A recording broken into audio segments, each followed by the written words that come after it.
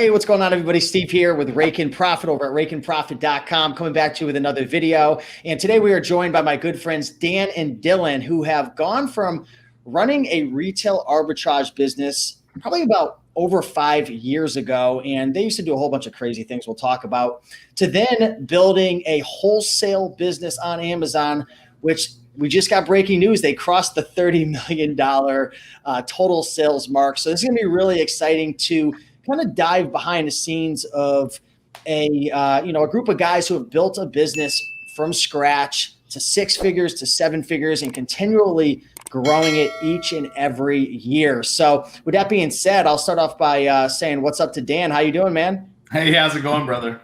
Thanks for having us on here, man. Yeah, appreciate it. Always love having you on. And we got Dylan as well. What's going on, man? Looks like you're getting ready for some video games. I know everyone makes fun of this big headset, but man, it's a gaming headset. It's just really comfortable. I like using it. Would you guys say that, running a business is somewhat like a game? Do you look at running a business like it's a game? 100%. I do. That's what most of the pleasure comes from is setting accomplishments, like setting these goals and then completing those goals. That's the best part. The money is nice too, but the fun that comes from it is really setting goals, achieving goals, and then moving forward. You get a lot of endorphins out of it. It's the best way I can explain it. That's always been the best part. I'm going to give a significantly more dorky answer, but for me, it's thinking in terms of strategy. It's really rewarding looking at how the decisions you make, how the micro decisions you make have a big effect in your business. And I always look at, one of the things that we always talk to our team members about, like everybody, is not being just results oriented. Like when you're results oriented, you just focus on did this work or did this not, and you're not focusing on the how. And by focusing on the how, and that's what we try to work on internally, you get so much sharper at the process that you're able to just get bigger and better results. So for my, the game side of me, me and Dylan are both huge dorks when it comes to gaming, but like the game side of me is I really love the strategic elements of owning a business and the way you can kind of, make small moves and have big effects. I think they call that min-maxing in most game terminology. Yes. That was a little game theory right there, but yeah. All right. Awesome. Well, I'm really excited for this show because these two guys are my mentors right now. If you guys have been following on Instagram or YouTube, you know that I've been sharing my journey, starting my wholesale business, and I've been learning so much from Dan and Dylan. So I'm really, really excited and grateful to have these guys on right now. So let's kind of take a step back, right? 2020, you guys have scaled your business to over $30 million in sales. And what's really cool, I wanted to share this really quick, is these guys aren't spending a ton of time in their business. They're spending their time, and it varies. Right now, it's a crazy time where there's a lot of changes and whatnot. And I know they ended up moving out of their office, which is even cool. They're running their whole business virtually now, but they spend very little time in their business because they have a team now that runs this business for the most part, which is really exciting. But let's take a step back. Before you did the millions of dollars on Amazon with your wholesale business, how did it all begin, Dan? Where did this all start? No, I mean, realistically for us, for me, it just started as being an employee and being, just like everybody else in the whole, everybody that has that feeling that, for me, I felt like I didn't have control as an employee, right? And I always wanted to own a business. I was passionate about owning a business, and I tried to do several different things. And Amazon was the first thing that really took hold for me. Like that was the first way for me to see any level of success. And then, we got started with retail arbitrage, and it's so rewarding. Like, whenever you go from wanting to own a business to starting to do something that makes profit consistently. And that's what retail arbitrage was for us. It was a vehicle that made profit consistently. Like I was able to go into a store, I was able to take that product home. I'll get relatively instantaneous results on what I did. And, but for all it did, number one, it gave me a lot of confidence. It gave me the confidence that I could run a business successfully, that I, like even doing the small things, like it was all intimidating initially, like filing your taxes. How does that change as a business owner? Like, did you set your business up correctly? Having insurance or all those things were super intimidating. So like just being able to learn that process, like through retail arbitrage was comforting because it gave me I think the training wheels approach in, right? And then so I don't think I would have gotten farther without it, is the point. But towards the tail end, it's like you start like once you start, you're confident in your ability to run your business, then you start thinking about how can I grow it, right? Or how can I make myself less of a critical element in the business? Because that was the reality of retail arbitrage is, we were on the road 60 and like out 60 and working 70-hour weeks all the time. Like Q4, I didn't see my family at all. I mean, I slept at my building a lot of the times, and like we would be processing products, like it was all in all the time. And we did great numbers. Like as we did one point, at one point we did about $1 million in sales, and our margins were really good. Like, at that point we were probably running 25-30% margins total. So you're talking $250,000, $300,000 in profit. But the problem is I was literally dead afterwards, right? Like I didn't have there was none of me left for my family. There was none of me left for anything. It was all into the business to be able to try to generate those numbers. And like, then it would be, we would try other strategies. Like, we tried long-term holds and we could, and it's like everything in there to give ourselves more runway to work less, right? More runway to make, making $150,000 is awesome. Not having the time to do anything with it's worse. And from that perspective, it was all about like how can we position ourselves, and then it's like long-term holds. That was a good strategy for us for a minute, and then you saw the problems with restrictions, and it's like, what if you're holding long-term items that start getting restricted, and then you're dead in the water, and it's like everything continued to get harder around us. Like the game on Amazon changed. Product restrictions were a thing. Them accepting receipts became, I don't actually know if they still do. I've not been involved in retail arbitrage in so long, but like, they started bucking on it whenever we were like towards the tail end of our retail arbitrage. And it's like, for me, the writing's on the wall, and it's like, do I think I can continue to make money doing this? Absolutely.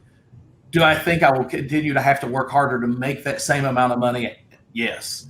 And, and a lot of the folks that I talked to today, that was, because we talked to a lot of people through the wholesale formula, and a lot of the folks that I talked to that come into us are from that world. And it's, it's that's the same struggle they have. And it's, they're spending more effort to make the same money they were last year or the year before. And it's just, it was the same reason that pushed us into getting into wholesale.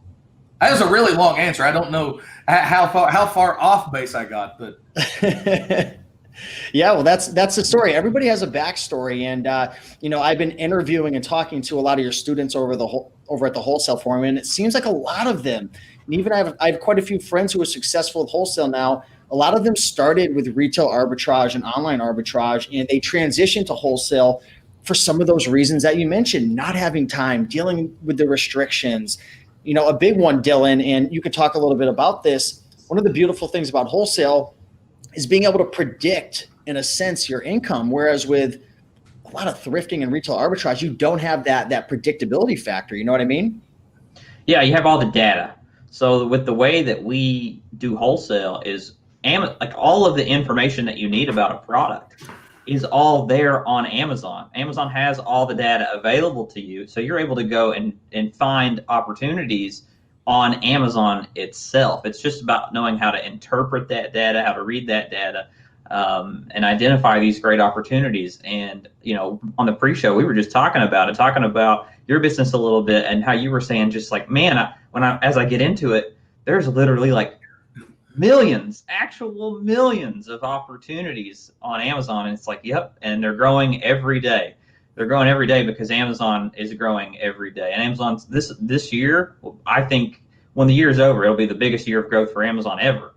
And so that, like 2 years ago, people would have thought, can Amazon even grow that much more? It's like, turns out, yeah, there's still a ton of room to grow. It's crazy. I saw yesterday. I literally saw yesterday that Jeff Bezos's net worth broke $200 billion. Yes. Like, I'm pretty sure, I don't know what it was before, but I'm pretty sure he had like a $30 billion day in net worth increase. It's absolutely absurd. Yes. Yeah, that's unbelievable. I was just talking to one of your students, David, and he was mentioning, one of the reasons he had gotten into, wholesale on Amazon is because, he had a corporate job and he was making good money, and he had a ton of experience to get into anything he really wanted to, but he was looking at what's something that's going to be around for years, what's something that's growing, what's something that's not just a trend, right? Because how many make money online opportunities and businesses can you get in now? But you ask yourself, is this really going to be around in like a year or two? And, Amazon is a snowball that is just growing so rapidly. A point that I want to make about that, Amazon survived the dot-com crash. They survived the real estate crash and recession in 2008. They survived COVID, and actually through COVID are growing. It's actually helped them really. So it's like, you want to talk about a company that has been totally economy proof in every possible way. It's been Amazon. Yeah. They're better than economy proof. Like they are the economy. Right. Like they're outperforming the economy. It's crazy. But we were talking about this with one of the brands that we work with. Like we're really focusing on doing a lot of promotion with them right now because there's a lot of opportunity on Amazon specifically. And it's, there are these events in history, like of capture market share events, right? Like for Amazon, and I think Amazon has taken advantage of it to the maximum level. It seems so far, but that's what COVID has been. Like, Amazon was your most popular shopping destination before, as people start shopping in stores less. And it's like, as shopping in stores stopped? Absolutely not. But people are definitely doing it less. Amazon stood the most to gain, and they've definitely focused on taking advantage of that. So I think this is, like Dylan said, at the end of this, this is going to be the biggest growth year probably Amazon has ever seen. Yeah. Yeah. So like I was saying before, I noticed a lot of your successful students, they've come from the RA and the OA, arenas and moved into wholesale. But there's quite a few people that I know personally, and even myself, I've known about wholesale for years, and I was just stuck in my comfort zone. I loved thrifting. I loved going treasure hunting. I loved making YouTube videos. I loved, going out to library sales and buying and selling books. And I knew about this opportunity, but I would like to say that I had what are known as like limiting beliefs. I truly thought, I was like, this is going to be too hard. It's going to be too hard to source leads. Maybe I'm not smart enough, so on and so forth. And you guys have helped hundreds of, literally thousands of people. People love to throw that out, and they're like, oh, I've helped thousands. These guys have really helped thousands of people with wholesale businesses. What have you noticed, Dylan, amongst the students of yours, or even friends or family members that you tell about this opportunity and they just don't do it? What's the number one limiting belief that holds people back? And what do you wish that you could just tell people and just scream into the ear, like, listen, like, this is the truth. Like, if you only knew this, you wouldn't quit. You wouldn't give up. You would keep going. Yeah. The number one limiting belief, I think, is people believing that they don't have enough information, or they don't have enough knowledge. And that's usually very, very untrue. What they don't have is enough confidence. So that's the thing about operating when it comes to Amazon, having a successful wholesale business. And one of the big things that we teach is you don't have to have all the knowledge. You just have to be pretty resourceful. And so you don't have to have the answers. You don't have to have the solution. You just have to be someone who can you use Google? Can you ask questions in a Facebook group, to find solutions to problems that you run into? And if you can do that, you can accomplish anything that you want. So you don't need a ton of knowledge. You don't need experience. You don't need to have ever even sold anything online. That's the big thing that limits people. And we've seen it many times with people that came in working with us that had those limiting beliefs. And then we work with them to get over that. And when it's kind of like you see the light. Eventually, you just see the light of like, oh, I get it now. I really get it now. And that's when all the success starts happening.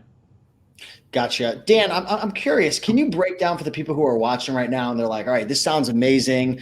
I can break those limiting beliefs. Can you share what exactly is wholesale on Amazon in a quick, 90-second explanation? Because there's so many different ways to actually go about wholesale, and you guys have a specific model that you follow. So let's kind of break that down real quick, just for context, to build the foundation for the rest of this conversation.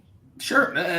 For us, like you said, there's a whole bunch of ways you can do wholesale. But when we talk about wholesale, we're talking about it from this very specific point.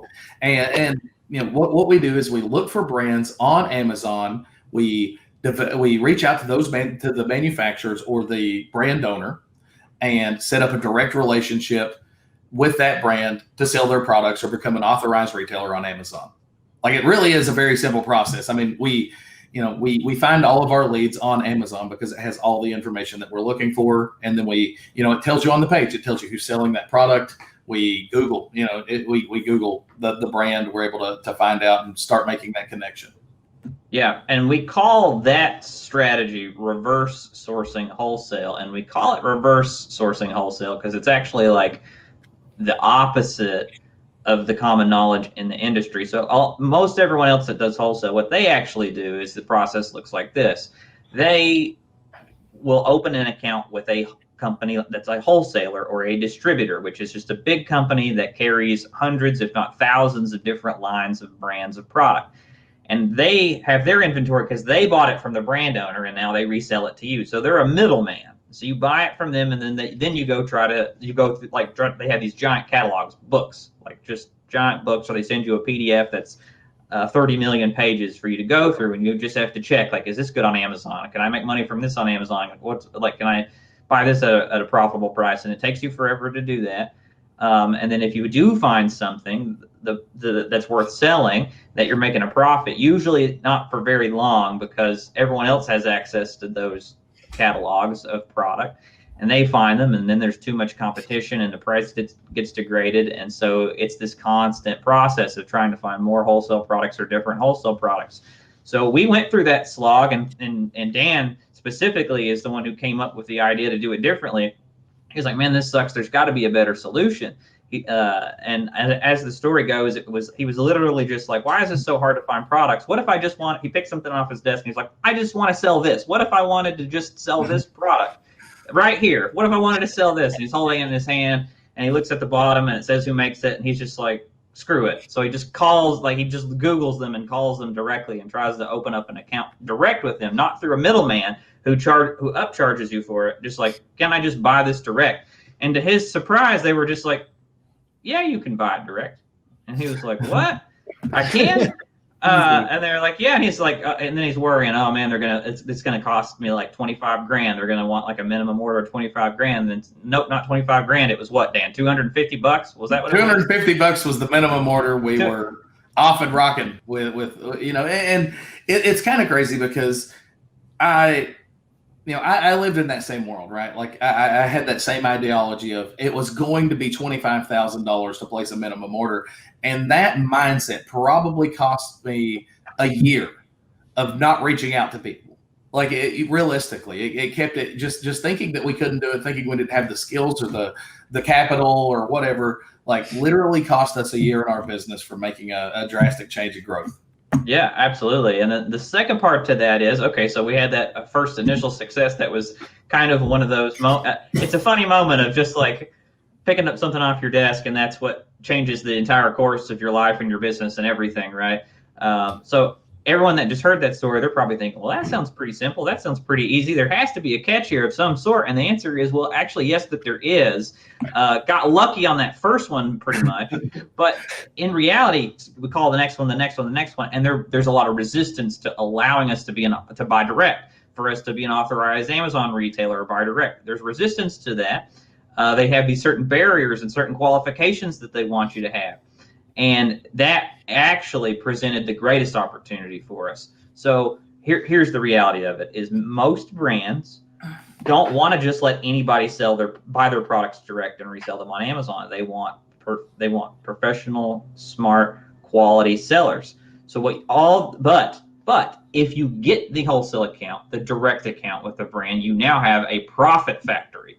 You have this product that all you have to do is reorder it every month, and you're selling it for profit every month, and it's insulated and protected from other competition and problems because everyone else that's trying to get that account is being turned away at the door. No. So it's like the exclusive nightclub. If you can figure out how to get in, get through those velvet ropes, right? Like, yeah, you're partying all night long and you're having a great time. So that's what it's about. We learn, and what we teach are all the strategies and methods that you can use for a brand owner to say, yep, I actually want to work with you. I want you to be one of my authorized Amazon sellers. So that's what it's all about. And that's what we've learned over time, how to present those strategies, use those strategies, and teach other people those effective strategies for getting approved as the authorized retailer for successful brands.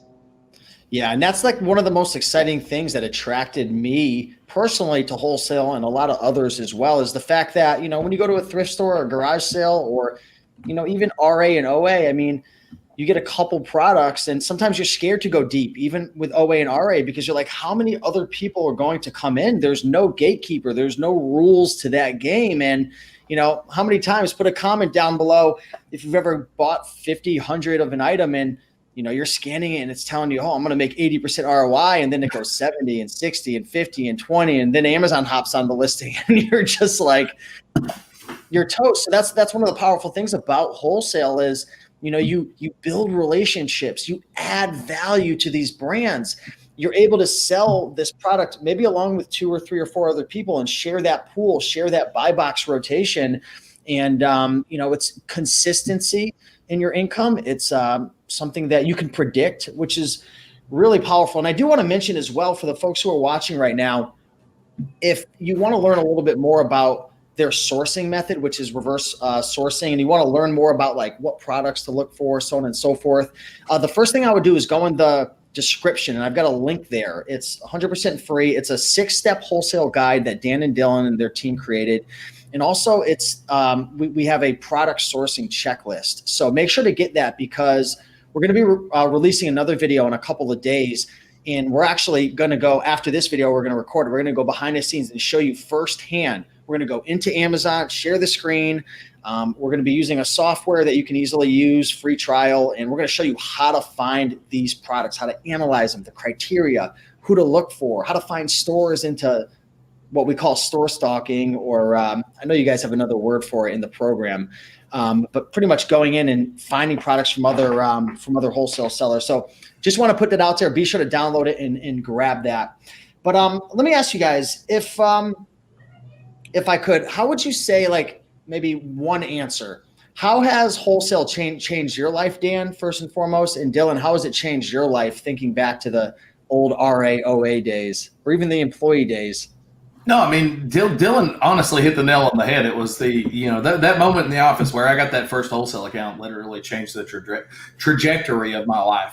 Like I felt like with RA, I didn't think that I could continue on long term with the workload I had with trying to be a father and everything else. So I, at some point I would have probably went back and looked for a job. Like, to be honest, particularly if the requirements had gotten as tight as they are now, I think I would have been back in the job sector. So for me, what it did is it honestly, it gave us the ability to operate a business. It gave us the ability to grow and kind of control our income. And, there's wholesale's it's not always easy. Like, that's the thing, is it's not easy, but it's relationship based, right? And that just means if I'm willing to work, if I'm willing to help people, I can build a business. Like, so from that perspective, it's been foundational in everything we've done. Like, it changed our business. It gave us the opportunity to create the wholesale formula and work with other people and see those massive changes in other people's lives. Like, it's, my entire life, no joke, my entire life just revolves around Amazon and dealing with vendors and suppliers. Like, it's everything about who I am at this point. It's your identity. It's my identity. It's basically it is because it's I just can't think of a way to describe it more. Like, it's truly just changed what we do, how we think about things, and the opportunities that have been available to us. Like, it's been unbelievable. Yeah, you said give you one, I'll give you three. So sorry, and I'll do it with some stories. The first one I'll give you, I was thinking about this the other day. I legitimately cannot remember. It's been so long, I don't even remember. I can't remember the last time I set an alarm clock to wake up in the morning. I have no idea. I have no idea the last time I had to do that. I have just woke up. I get up when I wake up, and I've done that for so long because I own my own business and operate our own company. Like I literally can't tell you the last time I needed to set an alarm clock to wake up. So that's really cool. Something interesting to think about. Number two is financially. So I grew up poor, Dan grew up poor, so we really know what it's like. And then not just grew up poor, but like had periods of adulthood where I was also very poor.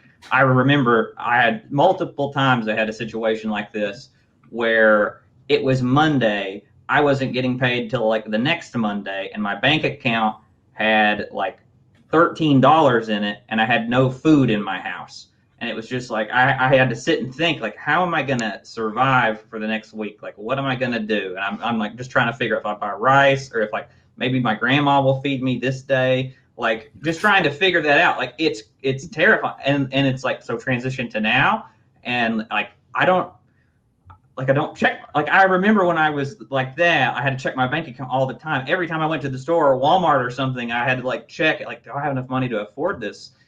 Am I gonna, overdraft? And now I don't have to look at my bank account. I don't have to worry about it. I don't have to think about anything that I want to buy. I don't have anxiety anymore about like, can I afford this? What's going to happen to me? That really does change your life. Like it's crazy how crippling the anxiety is around finances. And when you don't have to worry about it anymore, like everything completely changes for you. And then the time aspect, of course, like we used to work a lot more in our business, didn't have time for our families. That matters a lot to me now because I have a young son, and I'm able to just dedicate as much time as I need for him and get to raise him, and that matters more than anything I could have ever imagined. So it's just, I feel very, very lucky, very blessed.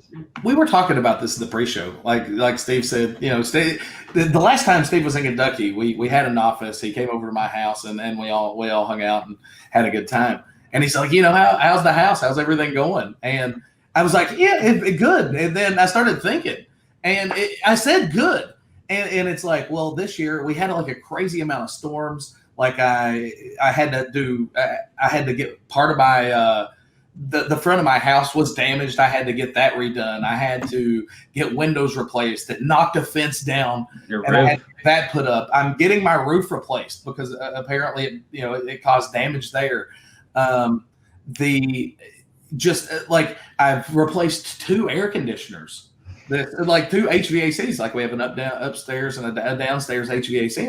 I've replaced both of them, and despite that, I said good. And I was like, it was funny because what I told Steve is, realistically, like that's awful when it comes to the amount of things that could actually happen. Like pretty much about all of them happened at one time. But you spoke to it. It's like I didn't have to worry about that. I wouldn't have the money to pay for it. And it's like I talked to my girls about that, that's what I was talking to my girls about, because they were like, oh man, like we don't have air conditioning upstairs today because we had to wait on the guy to come and replace the AC. And I was like, yeah, but the point is we didn't have to worry that we were going to never have it again or not have it for a while. Like we didn't have to think, like be thankful that we had the opportunity to be able to call somebody and get it fixed immediately. Like, and that's the way I've kind of looked at it is, it's been having that amount of problems is definitely bad, but realistically, if I wasn't financially stable or whatever, like it would be much, much worse. And from that perspective, I'm actually thankful that I was able to take care of it and it not be a real problem. That's beautiful. I love it. So Dylan, let me ask you, for the folks who are watching right now, and obviously they know that if they're successful with this, which they can be if they're willing to put in the work over time, that there's, a great upside. What advice would you give to the folks who are watching now? They're thinking, all right, well, what are my first couple steps? Let's talk about some foundational stuff. People are probably thinking things along the lines of, well, do I have to set up a business? Do I have to, do all these legal things to get started? How much money is it going to cost? How am I going to find my first product? A lot of that beginner stuff, which I'll be 100% honest. When I didn't know much about this, I was like, this is going to be too much. This is like, I should just go to the thrift store and find some stuff to flip. So let's have a conversation about some of this foundational stuff that people maybe need to do or don't need to do to kind of help them from overthinking things to start taking action? Yeah, there's a lot of things that are a distraction that you don't need to worry about. Don't worry about setting up your business legally and figuring out your tax situation, and like just worry about that stuff later. What matters is that you dedicate yourself, that you make the decision that I'm going to do this,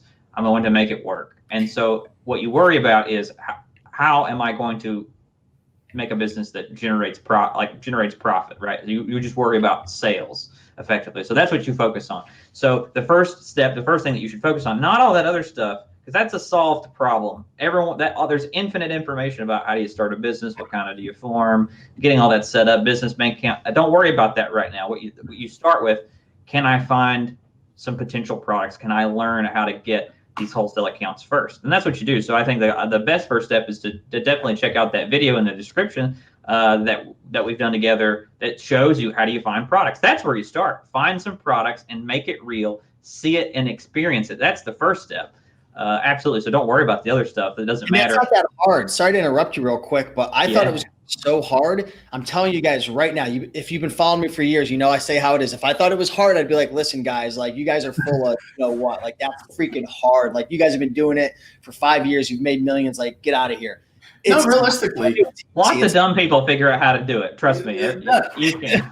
I mean, Dylan's being serious, right? Like he's saying that setting up a business is easy enough. It shouldn't be a concern. Like what you need to do is prove that it works to yourself, and then worry about all that stuff. Like setting up a business probably takes literally. And what do I need to have to sell on Amazon? I want to have a business. And that's so I can start working with these brands. Like you do have to have a business to work with a brand. Now in most states that takes 2 days and about $50 to $150. In California, I think it costs like $250. I don't actually know, but it's slightly more. California's an expensive place to live. Right. Like so if you don't live in California, it's even cheaper. If you live in California, enjoy your sunshine, pay the tax on it, you're great. But once you have your business formed, it's like you need a bank account and then you need an Amazon account. Like that's enough to get started. A business, a bank account, and an Amazon account. So like setting up a business is literally we used to have a resource for this. It's like just kind of a walkthrough, but it literally takes like 24 to 48 hours to like really get to get it done, and then and that's not work time. Like it literally takes like 10 minutes if you plugging something in, sending it to somebody, and getting the confirmations and stuff like that. Like. So it's a quick, easy process. Everybody at this point, I hope, knows about setting up a bank account. That's an easy process. And then it's like, once you have those, you have that thing in place, you set up an Amazon account. That literally takes like 5 minutes to do it. Now, Amazon has been, and this is a point that I think, people should start considering. Like Amazon has been getting more protective over letting people sign up. Like, they do more verification steps in there and things like that. And it's like right now, whenever I talk to people about it, it's like, is now a good time to sell on Amazon? And my answer is always, it's the best time. It's the best time to sell on Amazon because, maybe it was better a month ago, but it's like, you can't do that. So it's like, you get it, you jump into the best possible spot you can. But the point is the gates continue to go up, right? Like, and when a gate goes up around Amazon, it never comes back down. So it's like right now, I believe that if you want to have an Amazon business, it'll never be easier than it is today to start that process and do it. At some point, Amazon may have more requirements, and it might not be that 24-hour process and those other things. So it's like, that's where I'm imploring people. If having a business interests you, like albeit wholesale, whatever it is, get started sooner than later, because I do think it will be harder to get started later. Yeah, I absolutely agree. So that's really important. Just to recap, don't worry so much about the business and the bank account and all that. You can go to resources such as LegalZoom or the Secretary of the State and set it up. Just talk to someone who knows what they're doing.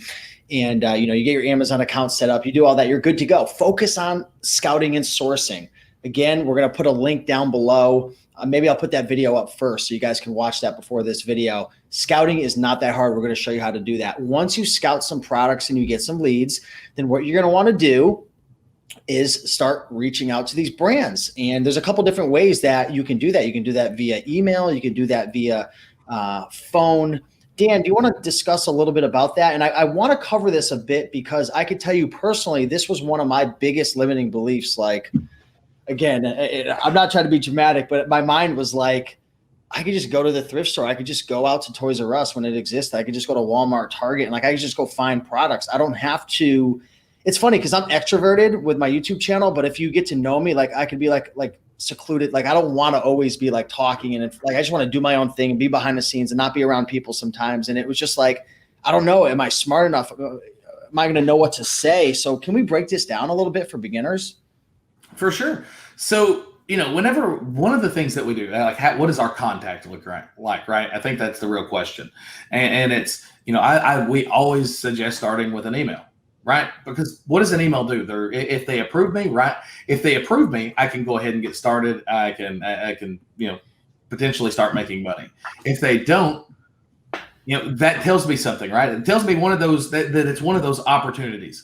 Dylan talked about it earlier where, whenever a brand turns you down, it's an opportunity. So that indicates that it's an opportunity. Now, what we look for is, why are they turning? There's a couple things, right? Number one, why are they turning us down? And number two, how can I help them? Like I can go to their listing if there's issues or something like that is preventing them to make money. It's not just about making a pretty page for them, right? Like if you make a title longer and be more relevant, you get more traffic. That's the way Amazon works. You put better pictures on there. More people who look at that product are going to buy it. That's how Amazon works. The same thing is true for the bullets, the description, making sure that answering reviews and customer questions as a seller is a huge value to these brands. All you have to do is understand how to frame that. So, once they've told me no, again, that's my opportunity. Now I have to convince them, right? So my strategy is find out how I can contact them. And maybe I start off a conversation with something like, hey guys, I reached out to you via email. You guys said you weren't looking for any other Amazon sellers at this point. I would just love to talk to you about, number one, why are you guys not looking for Amazon sellers? And then number two, just a few things about how I might be able to help you. And that's where like I get to learn what their objection is, right? Like that's part of me helping them overcome that objection. It's not about overcoming the objection myself. It's about helping them understand why it's not a great objection in the first place, or why it doesn't make sense in this instance. And then it's about making sure that I'm able to help them, making sure that I'm able to make them better than that. I think that's a hallmark of a good business, right? Like anything I touch, I want it to be better than when I left it. And that's part of adding value. It's like we try to add things or talk to them about things where they could employ them, whether they work with us or not, that would immediately see improvement in their business. That being more sales, better, a better managed presence, better exposure, anything like that. It's literally just things that will help them. Yeah, I want to spin off what you're saying, Dan. It's like let me like make it really simple for everybody. What is our business and how does it work? And it's the same as any successful business. If you really break down what is business and what is commerce, just in the basic form, it's trading value, right? It's what we do is we offer value to these brands. We offer them something of value, something that they need help with or a problem that we can solve for them, and they provide us value back. Via allowing us to be a retailer of their product and earn money from it. So it's not great if we're trying to get value from them without returning any. Once you get out of that selfish mindset and understand what makes the whole world go round is people trading value back and forth, and not me just trying to steal value and not provide any back myself, that's when everything will change for you, and you can become a more successful person and a more successful business owner. So you change that mindset of how can I help me? How can I make more money? Stop thinking like that. How can I help this brand? And when you have that answer, how can I help them? Then they'll help me back. And that's when you will become a successful entrepreneur, is when you realize that. Yeah, and I have a friend who's really successful with Wholesale. He's been doing it for about a year, and he's scaled his business tremendously quickly. But he told me from speaking with a lot of these brands on the phone, he said most of the people who are reaching out one through email, and they're just asking, give me the account, no value. And then two, the ones who do, and this is going to be interesting. I know Dan's going to have something to say about this. But secondly, the people who do offer value and make promises, they never do what they say they're going to do. So they tarnish the relationship. So back to what you were saying, it is all about value, but not just communicating and promising it, but actually providing it. And I know in the wholesale forum, you talked a lot about, Dan, providing value up front first, which I thought was an unbelievable. I do that personally in my business and with my YouTube channel, like interviewing people, reaching out to people. I always try to provide value first. And that's huge because we live in a world now where everyone just, they want, give me the wholesale account, give me the money.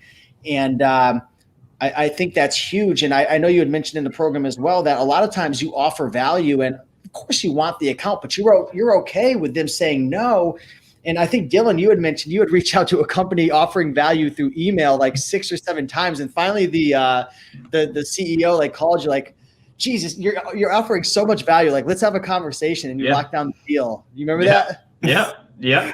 No, it's like every day I sent him something. I was like, this is messed. Like, I was giving him advice. Like, this is messed up.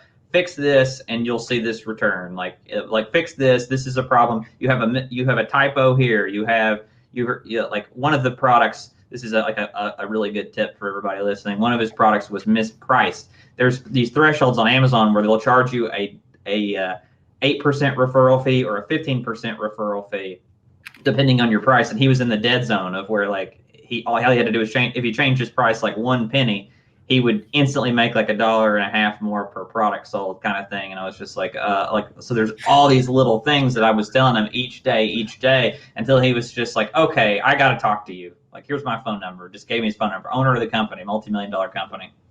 No, it's it was exactly those things. Providing value on the front side, right, is exactly those kinds of things. Providing something tangible that makes logical sense that could make them more money. And you hit the nail on the head. Is why do these opportunities? Why do all of these opportunities exist? And it's because there's been sellers in the past who have not done any of this work or provided any of this value. So it's the opportunity exists everywhere, and that really is it. That sellers don't have follow through. So like one of the things that we do to be incredibly effective is once I work for somebody, right? Like once I help them go through this process and improve their listing and start making more money, I can create case studies. And that's the leverage. Once you have a few of those, that's complete leverage to start working with almost any other company that you would want.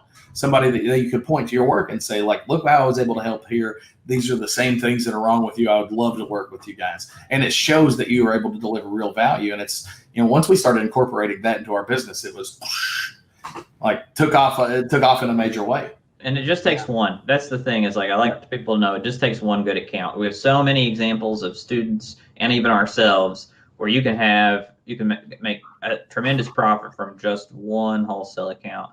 Cheryl Brightman, that's a story that we talk about. She has a wholesale account, generates about $250,000 in profit a year.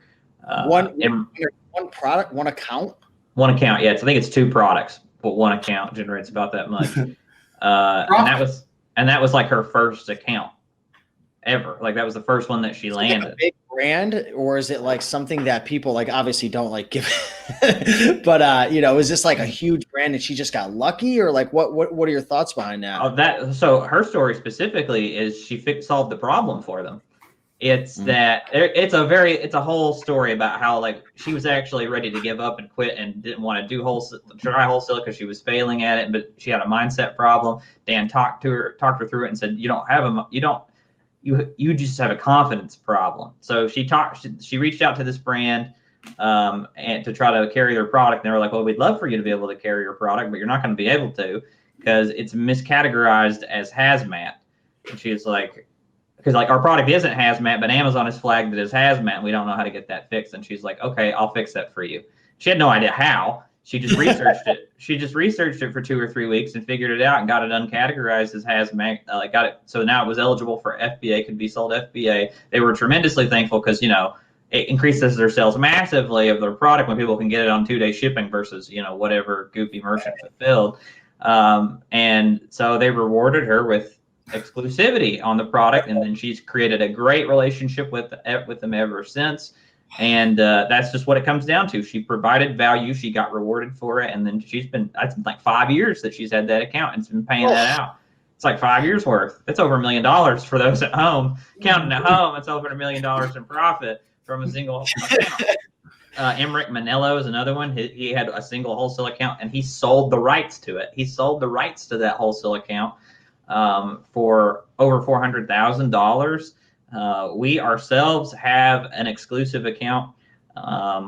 Just the quick story on that one is we picked it up years ago. We were one of like 80 sellers or something. Literally 70 plus sellers. Yeah, it was, and it was still worth selling because it was such a high volume product. It was still a good account. Like when you're one of 70 plus sellers, we just developed a great relationship, provided value with them, and over time they made us the account became exclusive, and it is an account that I'll be able to look at it on the balance sheet at the end of the year. But I would imagine at the end of the year that account this year alone will have paid us something like $270 in profit, $280,000 in profit, that one account, something like that. But the amount of value that we provided them, that brand is well exceeds that, and they recently re-upped their contract with us for 3 more years. So we're guaranteed 3 more years of that with them. And they told us, they said, we know you've made a lot of money. You've earned every bit of it. Unbelievable. So your team is probably working hand in hand with them, maybe having meetings from time to time, making sure that everything's up to date, because Amazon's rapidly changing. So that's pretty cool. I mean, you're one product away. I love how what ClickFunnels, ClickFunnels, you're one funnel away. And I feel like with wholesale, you're like literally one account away.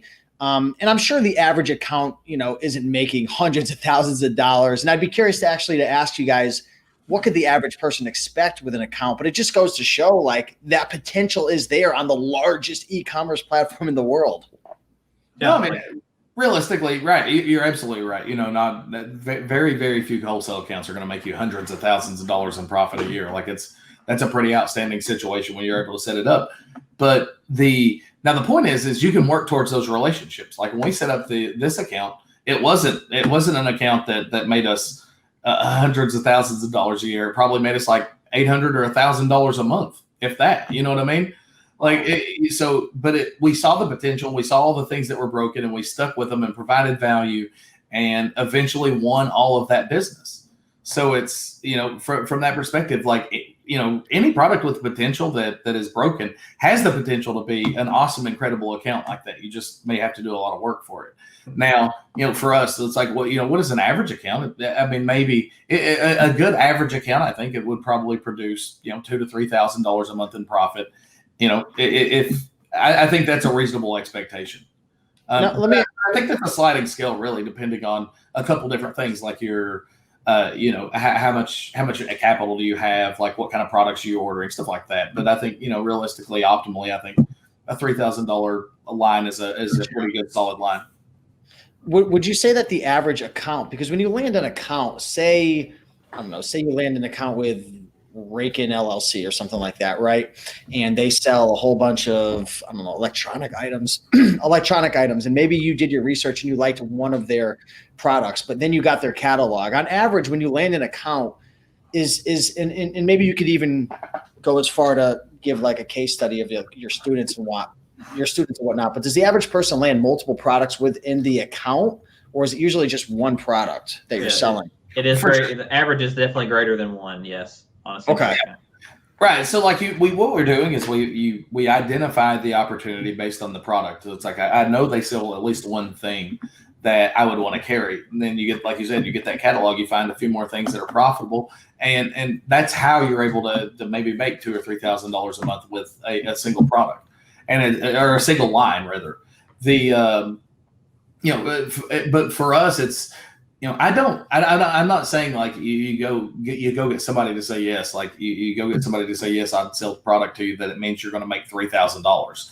Like, to be really clear, for us, whenever we're talking about an account, like, number one, I'm talking about an account that, generally speaking, has denied me before and has really stable pricing. So it's, for us, it's what I call an account means that it's a product that I've started working with a manufacturer on. They've said they would sell to us, and they have pricing that allows us to make a profitable first order. Got you. Awesome. Yeah, that makes sense. So we're getting towards the end of this this video, and I have a couple more questions that I want to ask you guys. And again, if you've been enjoying this video, do us a big favor, hit that like button.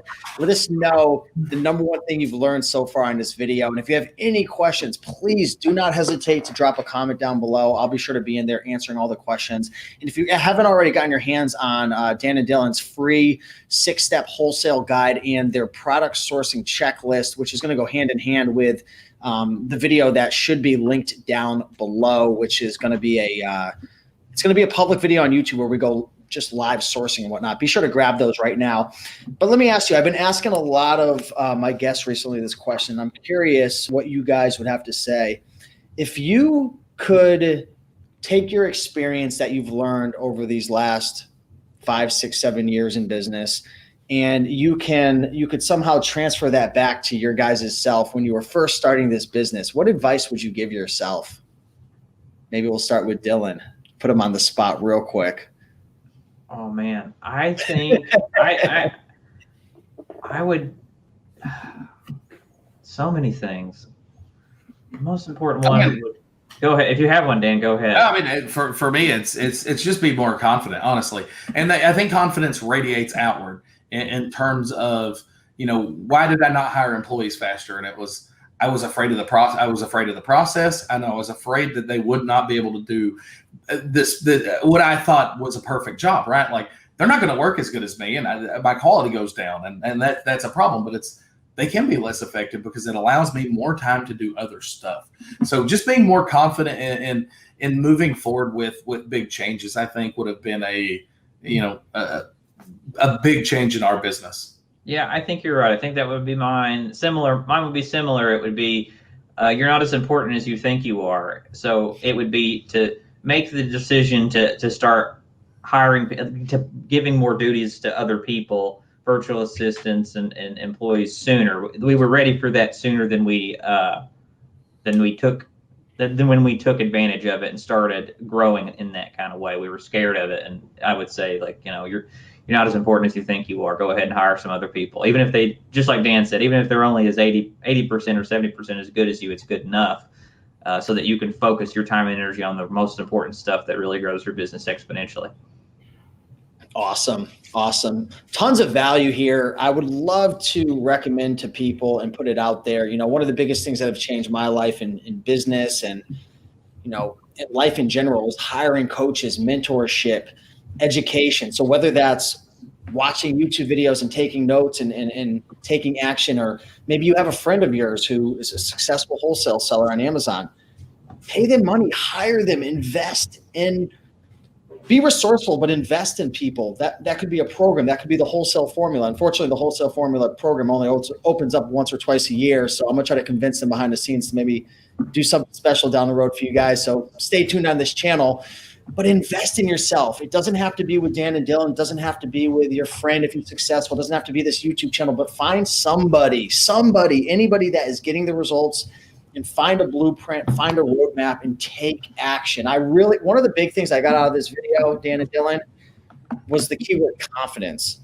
And also, I forgot who mentioned it, you don't have to know everything. Like, you don't have to know step number 55. Like, just do the first couple things, get yourself a little bit of knowledge, hire a mentor, and just start taking action. Don't be scared to fall on your face, because it's going to happen. Whether you have a mentor or not, you're gonna get knocked down. And the question is, where are you going to be in a year or two from now? So with that being said, do you guys have any final words for this video? Take action. That's it. If you are somebody who is once upon a time that was like us, you were full-time employed, you were working a day job, and you thought, this isn't for me, or you looked around at your other employees or the other people that you're working with, and you're like, man, I'm smarter than these people. I should be doing something more. I should be accomplishing something more. You can.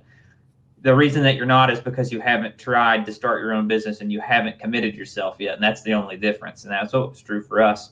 So that could be you too. That's the only difference, is you just have to commit. So if this is the thing that you want to commit to, it worked for me very well, and it's worked for a lot of others. So great. And it doesn't matter what it is. You just have to commit. And I just hope that you do. Yeah, make that commitment now for everybody watching right now. Don't worry about how am I going to do every little step. Worry about the what. What is it that you want to do? I want to start a wholesale business. Let us know in the comments right now. Dan, what do you got, man? What are you going to leave us off with? Something prolific. No, I mean, realistically, get started doing something. And, you know, it's the same concept with Dylan. I don't care, you know, what it is. Everybody has opportunity, but you don't take advantage of opportunity by sitting on the sideline. You'd mentioned it. I think investing in yourself, whether it's your money or your time. Like if you don't have money, invest time into getting started, doing something better, making improvements. I really do. I believe that action is the source of opportunity, and if you're just willing to take action and put yourself in the thick of things, that things tend to work out. Awesome. So with that being said, if you enjoyed this video, like, comment, and subscribe. Go out there, take action. You heard it here first. And with that being said, we'll see you in the next video. Go watch that sourcing video if you haven't already. You guys will enjoy that. Start taking action. All right. Talk to you soon. Bye.